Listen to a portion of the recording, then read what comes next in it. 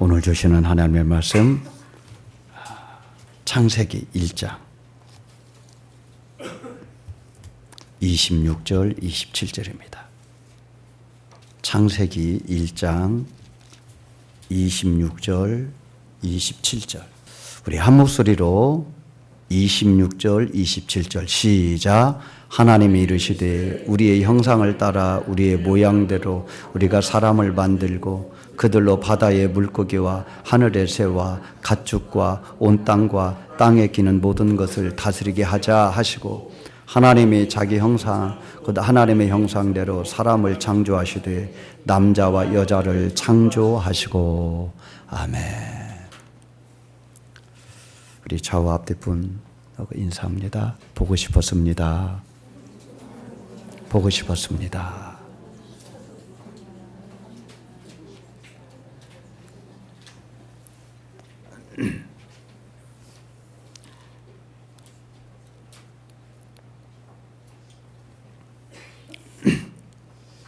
안데르센 동화 중에 미운 오리 새끼라고 하는 이야기가 있습니다. 한 번 정도 들어봤음직한 그 유명한 동화지요. 어떤 오리가 알을 품어서 새끼를 낳는데 마지막에 태어나는 그 새끼는 좀 달랐습니다. 몸집도 다르고 색깔도 다르고 얼굴도 못생긴 좀 이상한 아이가 태어난 것입니다. 커갈수록 우리들과 다른 모습을 갖추어서 우리들이 미워합니다. 따돌림을 받게 됩니다. 누구에게도 환영을 받지 못하고 오리들에게 미움을 받는 미운 오리 새끼가 된 것입니다. 부모들도 자기 편을 들어주지 않고 차라리 어디로 가버렸으면 라고 하는 마음 같아서 굉장히 섭섭하고 외로웠습니다. 큰 상처를 입고 누가 나를 사랑해 줄 사람이 없을까 싶어서 걷고 또 걷고 또 걷다가 어느 마을에 할머니를 만나게 됐는데 그 할머니가 자기를 거두어 줍니다. 할머니 집에 가서 내가 사랑을 받고 행복하게 살아야지 했는데 그 할머니 집에 있는 닭들이 자기를 못 살게 굽니다. 할머니 집에 있는 개들도 자기를 못 살게 굽니다. 그래서 그 할머니 집에서 살지 못하고 다시 숲속으로 들어가게 됩니다. 나는 왜 이렇게 생겼을까? 나는 이렇게 사랑받지 못한 존재일까? 나는 이렇게 특별하게 생겨서 연못에서도 살 수도 없고 또 마을에서도 살 수 없는 그런 존재가 됐을까? 자기 자신을 보고 탄식하고 한탄하며 그는 외로워합니다. 그러던 어느 날 숲속 연못에 찾아 들어갔는데 거기에 백조들이 놀고 있는 것입니다. 너무 부러웠습니다. 야, 나도 저렇게 생겼으면 얼마나 좋았을까. 너무 우아하고 아름답고 멋지게 보여서 부러워했는데 그 연못 속에 있는 백조가 말합니다. 안녕. 너 어디서 왔니? 너는 백조인데 어디서 왔니? 그때 이렇게 생각합니다. 나는 백조가 아니야. 아니야, 너 백조야. 너 처음 보는 애인데 어디서 있다 오니? 깜짝 놀라서 연못에 비친 자기 모습을 보니까 저들과 똑같다고 하는 것을 깨닫게 됩니다. 내가 오리가 아니고 백조였구나. 오리 틈에 섞여서 미움받았던 그런 오리가 아니고 내가 저렇게 우아하고 멋있는 그런 백조였구나. 평생 미운 오리 새끼인 줄로 알고 살았는데 오리 새끼가 아니고 백조라고 하는 사실을 깨닫고 알 때부터 이 인생이 새로워졌다는 것입니다. 하늘을 날며 우아하게 많은 사람들이 부러워하는 그런 행복한 삶을 살았다고 하는 것입니다. 내가 누구인지를 아는 것은 굉장히 중요합니다. 내가 누구인가? 나는 어떤 존재인가? 아담은요, 자기가 어떤 존재인지를 망각할 때 선악과를 따먹어 버렸어요. 적어도 하나님이 다 허락하고 그거 하나만 손대지 말라 한 것은 적어도 그렇지. 하나님이 나를 만드시고 나는 하나님의 말씀을 지켜야 될 존재이니 내가 저거 따먹으면 안 되지. 그런데 그 자신의 신분을 망각할 때 선악과를 따먹게 됩니다. 욥은 어떻습니까? 욥의 고난에 대해서 제가 설명을 특별히 안 드려도 너무 잘 아는데요. 욥이 훌륭한 점은 그 상황 가운데서도, 그 극한 상황 가운데서도 원망이나 불평이나 그리고 하나님을 떠나는 그런 불신앙의 자리에 가지 않았다는 거예요. 오히려 그가 이렇게 고백을 합니다.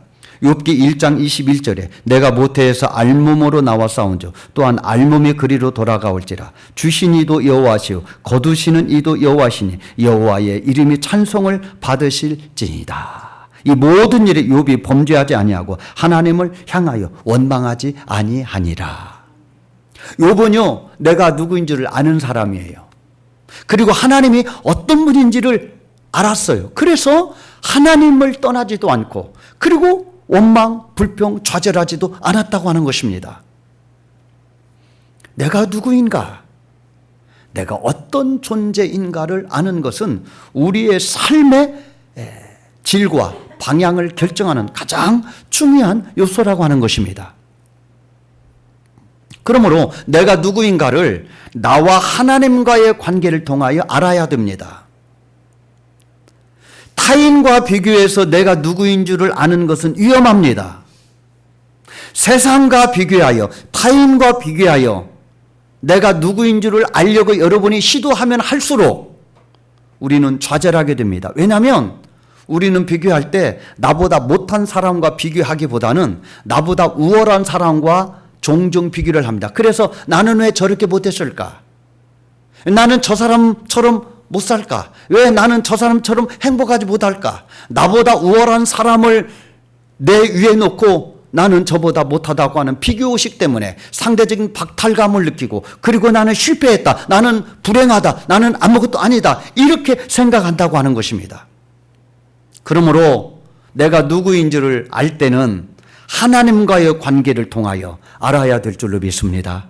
다른 사람과 비교하여 조금 부족하다고 절망하고 조금 우월하다고 교만하는 그런 사람이 아니라 나와 하나님 관계에서 내가 하나님 앞에서 어떤 존재인가를 알아야 된다고 하는 것입니다. 내가 하나님 앞에서 어떤 존재인가 깨달아질 때 그때 믿음으로 살 수 있어요. 그때 말씀에 순종하게 될 줄로 믿습니다. 우리의 소원이 뭡니까? 성도의 소원은 믿음으로 사는 거 아닙니까? 다 믿음으로 살았으면 좋겠다. 말씀에 좀 순종하면 살면 원이 없겠다. 신앙생활이 깊어가면 깊어갈수록 우리의 믿음도 깊어가야 되는데 그렇지 못한 것 때문에 너무 속상해요. 믿음으로 말씀으로 좀 살았으면 좋겠다. 그런데 잘 안 돼요.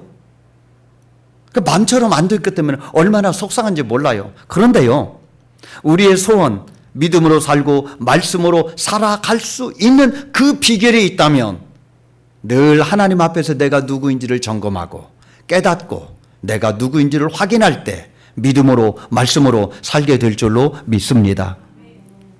내가 누구인 줄을 아는 것을 정체성이라고 말합니다. 정체성이라고 하는 그 사람의 위치, 그 다음에 그 사람의 책임, 그 다음에 역할, 그 다음에 사명, 존재, 그 모든 것들을 알 때 정체성 그렇게 말합니다. 내 정체성을 내가 모를 때요, 그때부터 인생에 문제가 생겨요.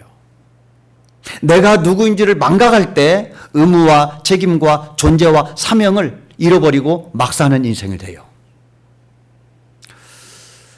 지금 연세가 70 이상 되시고 80 이상 되신 그 어르신들의 세대가 살던 시대는 정말 가난했습니다. 우리나라는 막 10년 단위로 엄청 메뚜기가 뛰듯이 막 발전한 나라인데 그 어간, 그때 살던 그 우리네 부모님 세대는 정말 가난했어요. 대체적으로 가난했어요. 정말 힘들었어요. 직업도 마땅한 직업을 찾기도 어려웠어요. 왜? 공장도 없고 나라가 가난했기 때문에.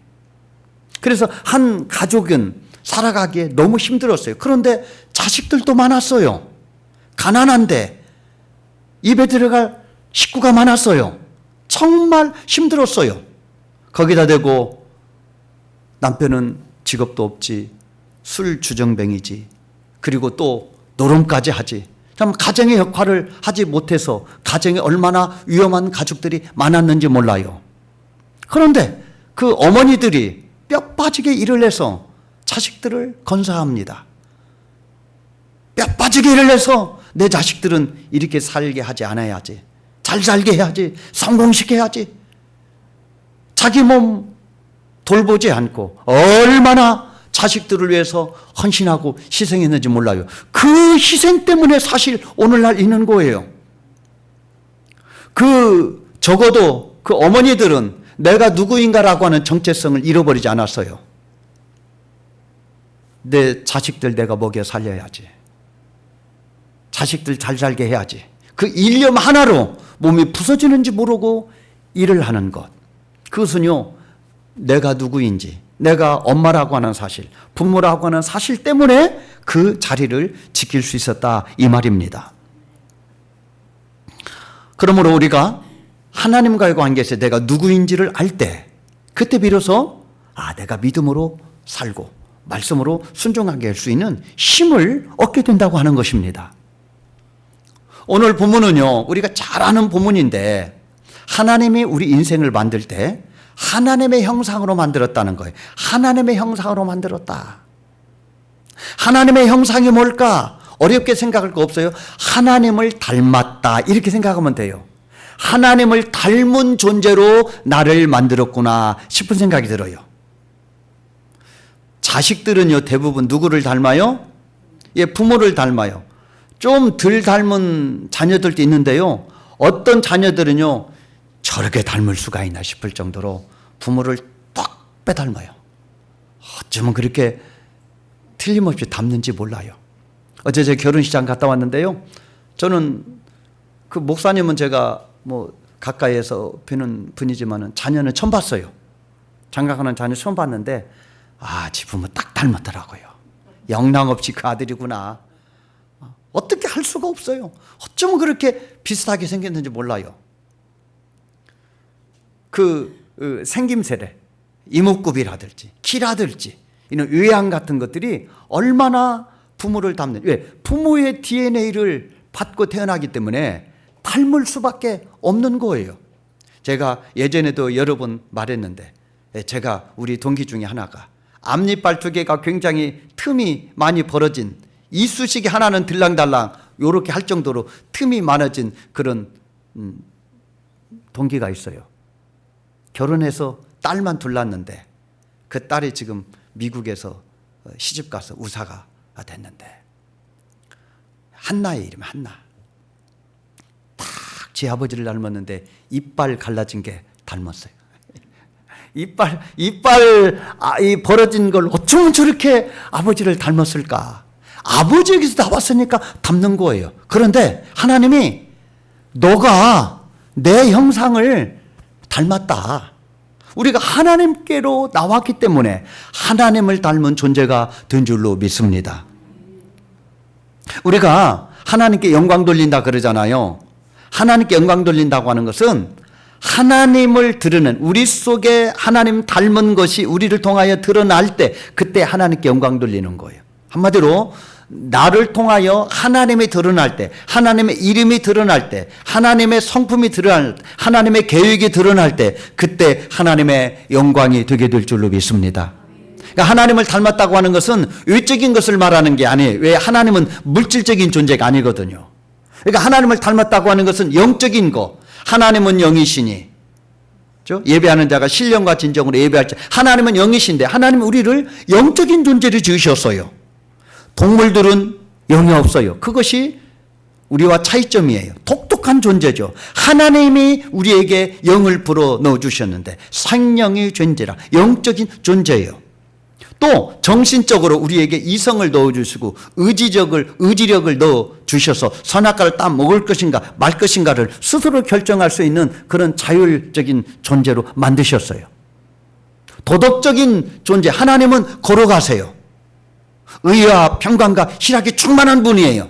우리를 그런 존재로 만들었다는 거예요. 우리 속에 하나님의 거룩성, 신실성, 도덕성이 우리 속에 들어있다는 거예요. 뿐만 아니라 하나님의 사유성도 들어있다는 거예요. 사유성이라고 하는 것은 교제를 말하는 것인데 하나님은 홀로 독처하지 않고 삼위일체로 독처하시잖아요. 그래서 하나님은 삼위일체로 함께 사랑을 나누는 공동체로 있기 때문에 그 사랑의 공동체의 열매로 우리 인생이 만들어진 거예요. 그러므로 하나님이 아담 하나를 만들어 놓고 독처하는 것이 좋지 않게 보였다고 하는 것은 하나님의 속성이 공동체고 사랑의 속성이기 때문에 혼자는 사랑할 수 없잖아요. 그래서 같이 만들어준 거예요. 왜요? 하나님께로부터 나왔기 때문에 그래요. 하나님께로부터 나왔기 때문에 하나님을 닮은 존재, 하나님의 형상으로 우리가 만들어진 줄로 믿습니다. 그러므로 하나님의 형상으로 만들어졌다, 하나님을 닮았다라고 하는 말은 우리가 얼마나 존귀한 자인지, 얼마나 사랑스러운 존재인지, 얼마나 하나님 우리에게 좋은 계획을 가지고 계신지, 얼마나 하나님이 우리에게 큰 복을 주셨는지를 증명하는 말씀이라 이 말입니다. 그러므로 하나님은요, 우리를 기뻐하세요. 하나님은 우리를 통하여 기뻐하시고 행복해 하시는 줄로 믿습니다. 그래서 스바냐 3장 17절에 보니까 그가 너로 말미암아 기쁨을 이기지 못하시며 너를 잠잠히 사랑하시며 너로 말미암아 즐거이 부르며 기뻐하시리라. 할렐루야. 하나님은 우리를 기뻐하신다는 거예요. 왜? 자신을 닮았기 때문에, 자신의 DNA가 우리 속에 있기 때문에 하나님은 우리를 사랑하신다는 거예요. 그러므로 나를 볼 때 사람의 시선으로 나를 보면 안 돼요. 나를 볼 때 하나님의 시선으로 봐야 될 줄로 믿습니다. 사람의 시선으로 보면은 그렇게 초라해요. 별 볼 일 없어요. 그리고 우리가 우리 자신을 볼 때도 우리 스스로가 마음에 안 들 때가 많잖아요. 하나님께 순종하지 못한 것 때문에 마음에 안 들어. 우리가 갈팡질팡하면서 지은 죄 때문에 우리 자신이 마음에 안 들어. 속상해. 그래도요, 하나님은 우리의 연약함과 우리의 죄를 보시고 자녀의 관계를 끊는 분이 아니라고 하는 것입니다. 우리의 연약함 때문에 버리는 그런 하나님이 아니라고 하는 것입니다. 우리가 하나님의 자녀됨은 우리의 자격 때문이 아니요, 순전히 하나님의 은혜인 줄로 믿습니다. 삭개오는요, 사람의 시선으로 보면은 저주받은 자라 그렇게 욕을 먹는 자였어요. 매국노라고 욕을 먹는 자였어요. 왜냐하면은 세리였잖아요. 로마의 앞잡이로 동족들의 고열을 빠는 자들이다. 이렇게 사회적인 평판이 났기 때문에 삭개오는 욕을 먹는 자였어요. 비난하는 자였어요. 그런데 그 삭개오 집에 주님이 들어가십니다. 삭개오 집에 주님이 들어가셔서 이렇게 말씀, 오늘 이 집에 구원이 임하였다. 삭개오도 아브라함의 자손이다.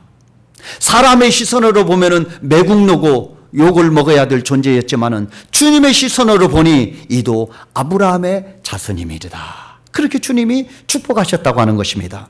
믿음은요, 내 수준으로, 내 시선으로 나를 판단하고 보는 것이 아니라 하나님의 시선으로 나를 판단하고 나를 보는 것입니다. 그런데 나를 보는 하나님의 시선이 얼마나 존귀하고 사랑스러운지요. 하나님은 우리를 바라볼 때 눈에서 꿀이 떨어지는, 정말 기뻐하는 사랑의 존재로 우리를 보시는 줄로 믿습니다. 얼마나 우리를 사랑하시고 귀하게 여기셨는지, 아예 예수님을 이 땅에 우리를 위하여 내주시고 그분을 십자가에 달려 죽기까지, 예수님을 희생시키면서까지 우리를 구원하신, 그것이 바로 하나님의 사랑이고 은혜인 줄로 믿습니다. 우리가 얼마나 귀한 거요. 예수님이 십자가에 달게 할 만큼 우리가 귀한 존재라는 거요. 예수님을 십자가에 죽게 할 만큼 우리가 귀한 존재라는 거예요. 우리가 시장에서 물건을 살 때 어때요? 그 물건의 값에 맞는 값을 지불하고 물건을 사요.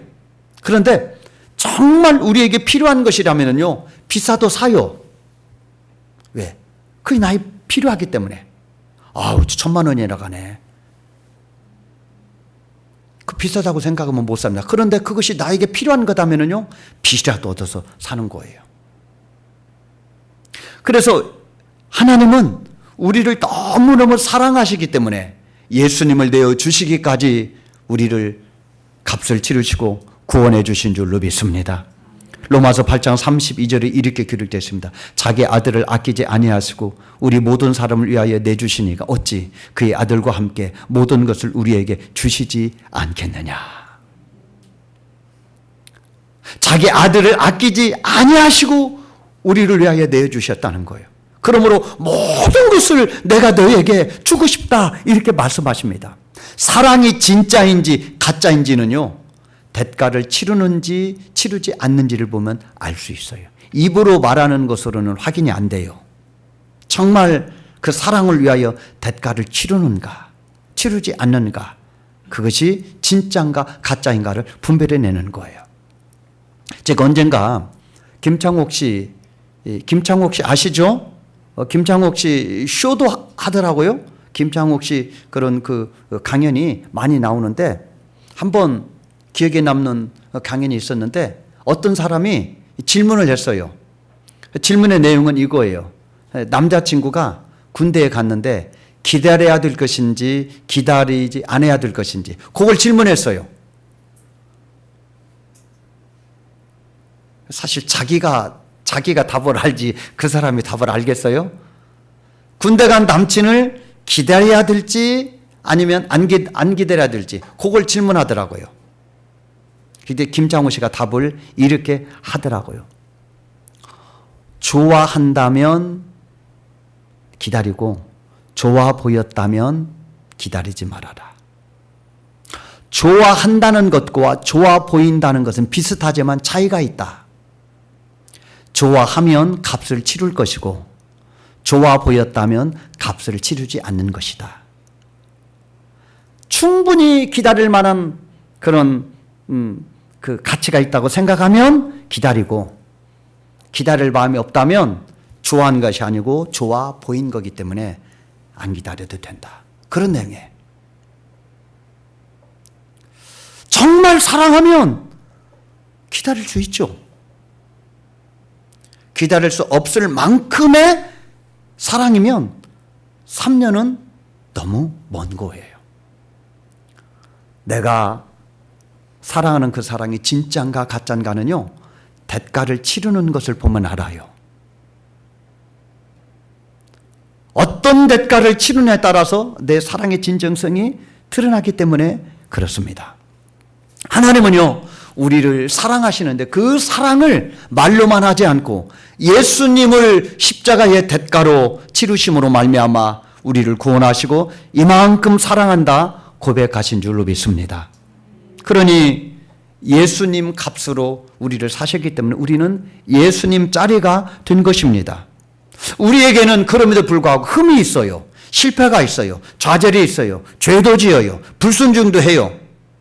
말썽도 피워요. 그럼에도 불구하고 우리가 어떤 존재다? 하나님의 형상으로 지음받은 존재고 예수 그리스도의 피값으로 구원받은 존재이기 때문에 존귀한 자고 하나님의 사랑을 받는 자인 줄로 믿습니다. 제가 돈 한 장 복사해 왔어요. 얼마짜리예요? 얼마짜리예요? 5만 원짜리. 진짜예요? 가짜예요? 가짜 돈이에요. 뒤에는 없어요. 복사이기 때문에. 5만 원짜리 돈이에요. 이 5만 원짜리의 돈은요, 이 5만 원짜리가 없어지기 전에는 이 가치가 절대로 없어지지 않아요. 5만 원짜리가 이렇게 구겨진다고 5만 원짜리가 아닌 건 아니잖아요. 그래도 얼마짜리예요? 5만 원이에요. 코도 풀었어요. 개똥도 묻었어요. 그래도 얼마짜리예요? 예, 5만 원짜리예요. 아니, 그걸로 부족해. 또 찢었어요. 너덜너덜해요. 그래도 얼마짜리예요? 그래도 얼마짜리예요? 그래도 5만 원짜리예요. 구겨졌던, 코를 풀었던, 구겨졌던, 어떤 모양을 갖췄던지 이 5만 원이라고 하는 값은 변하지 않아요. 하나님의 형상으로 만들었다. 예수 그리스도의 피값으로 우리를 샀다라고 하는 것은 결코 상황과 환경에 따라서 가치가 변하는, 하나님이 우리를 코 묻었다고 찢어졌다고 더럽다고 버리는 그 정도의 가치가 아니라는 거예요. 하나님의 형상으로 만들었기 때문에 우리는 변함없이 존귀한 자고, 예수님의 값으로 우리를 사셨기 때문에 변함없는 보석 같은 존귀한 자인 줄로 믿습니다. 미국의 테네시주의 아주 작은 마을에 후퍼라고 하는 아이가 살았어요. 이 아이는 아버지가 누군지 모르는 사생아예요. 그래서요, 친구에게 따돌림을 당하고요, 어떤 공동체에 소속하기도 어려웠어요. 그런데 이 후퍼라고 하는 어린아이가 12살 때에 교회를 가게 됩니다. 교회를 가서 예배를 드리고 나오는데 목사님이 앞에서 인사를 하면서 한 사람 한 사람 인사를 하는데 자기를 보고 이렇게 묻는 겁니다. 너 누구 아들이니? 이 순간 이 후퍼는 얼음장처럼 얼 수밖에 없는 게, 자기는 아버지가 누군지도 모르고 그 사실을 모든 사람들이 알고 있는데 목사님이 뜬금없이 너 누구의 아들이냐고 물을 때에 주위 사람들의 시선을 의식하지 않을 수 없기 때문이었습니다. 아무 말도 못하고 쩔쩔매고 식은땀을 흘리고 있는데 목사님이 손뼉을 탁 치면서 알았다. 그렇지. 너 누구 아들인지 내가 알아. 너 하나님의 아들이지? 너 하나님의 자녀구나. 목사님이 너는 하나님의 아들이야, 너는 하나님의 자녀구나 라고 말을 하자 그는 쏜살같이 교회를 벗어나 달리기 시작하는데 목사님이 그의 등 뒤에다 대고 소리를 칩니다. 얘야, 너는 하나님의 아들이니 하나님의 아들답게 살거라. 이 후퍼라고 하는 사람은 이후에 훌륭하게 성장해서 테네시주의 주지사를 2번이나 역임을 합니다. 그리고 그의 자서전에 이렇게 기록을 남깁니다. 내가 12살 때 교회를 방문했을 때 목사님이 나의 등 뒤에다 대고 너는 하나님의 자녀야, 하나님의 자녀답게 살아 라고 말씀해 주실 때에 그때 테네시 주의 주지사가 태어난 날입니다. 우리 인생에는요, 실패도 있을 수도 있고요, 어둠의 길을 걸어갈 때도 있고요, 풍랑을 만날 때도 있고요, 시험과 유혹과 고난, 별의별 일을 다 만날 수도 있습니다. 그럼에도 불구하고 우리의 본질은 변하지 않고 우리의 신분은 변하지 않음은 우리를 하나님의 형상으로 지었을 뿐만 아니라 예수 그리스도의 십자가 값으로 우리를 사셨기 때문인 줄로 믿습니다. 그러므로 하나님의 시각으로 나를 바라본다면 나는 여전히 보석 같던 존재, 세상에 단 하나뿐인 유일한 하나님의 사랑을 받는 존재라고 하는 사실을 절대로 잊지 마시기를 바랍니다. 세상이 뭐라고 그래도, 사람이 뭐라고 그래도 하나님은 나를 사랑하시고 나를 구원하시니 그것이 우리의 힘이 되고 능력이 되어야 될 줄로 믿습니다. 하나님을 생각하면 마음이 풀리고 하나님을 바라보면 힘이 나고 하나님 앞에 나와 속삭이면 살아야 될 이유가 있고 견뎌야 될 이유가 있고 분명한 정체성과 사명감이 솟아나서 그래 내가 이렇게 주저앉아 있으면 안 되지. 그래서 하나님 앞에 감사하고 기도하고 찬양하고 하나님의 자녀답게 살게 될 줄로 믿습니다. 하나님은 우리를 존귀한 자라고 부르십니다. 심지어 아들이라고 불러주십니다. 우리는 하나님을 아버지라 부른다는 이 사실을 절대 잊지 마시고, 나는 혼자가 아니고 실패하는 자도 아니고 나는 하나님의 자녀로 하나님의 형상을 받은 보석 같은 존귀한 자란 이 사실을 한시도 잊지 말고 믿음으로 말씀으로 살아내는데 승리할 수 있는 저와 여러분 되기를 주님의 이름으로 축복합니다.